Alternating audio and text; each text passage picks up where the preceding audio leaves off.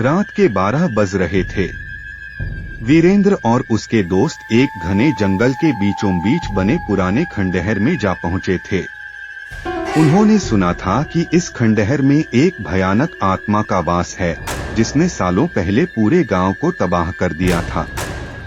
डर के बावजूद दोस्तों ने इसे महज एक अफवाह समझा और साहस जुटाकर उस खंडहर की ओर बढ़ गए।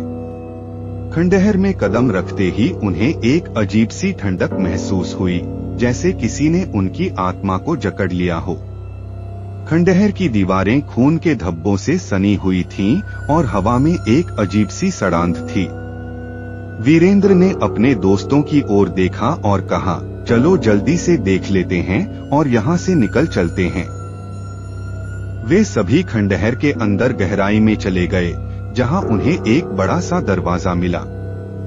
दरवाजा जंग लगा हुआ था, लेकिन जैसे ही वीरेंद्र ने उसे छुआ, दरवाजा खुद ब खुद चरमराते हुए खुल गया। दरवाजे के पीछे एक अंधेरी सुरंग थी, जिसके अंत में हल्की सी रोशनी दिख रही थी।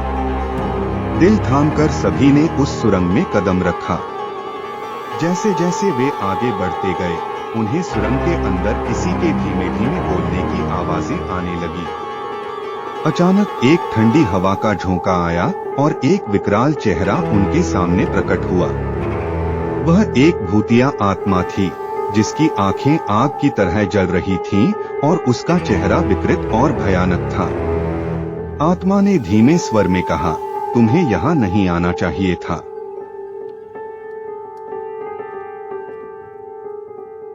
वीरेंद्र के दोस्त डर के मारे चिल्लाने लगे और भागने की कोशिश करने लगे, लेकिन उनके पैर जैसे जमीन में धंस गए थे। आत्मा ने हंसते हुए कहा, अब तुम कभी इस जंगल से बाहर नहीं जा पाओगे। और फिर उसने अपने नुकीले पंजों से वीरेंद्र के एक दोस्त की ओर इशारा किया।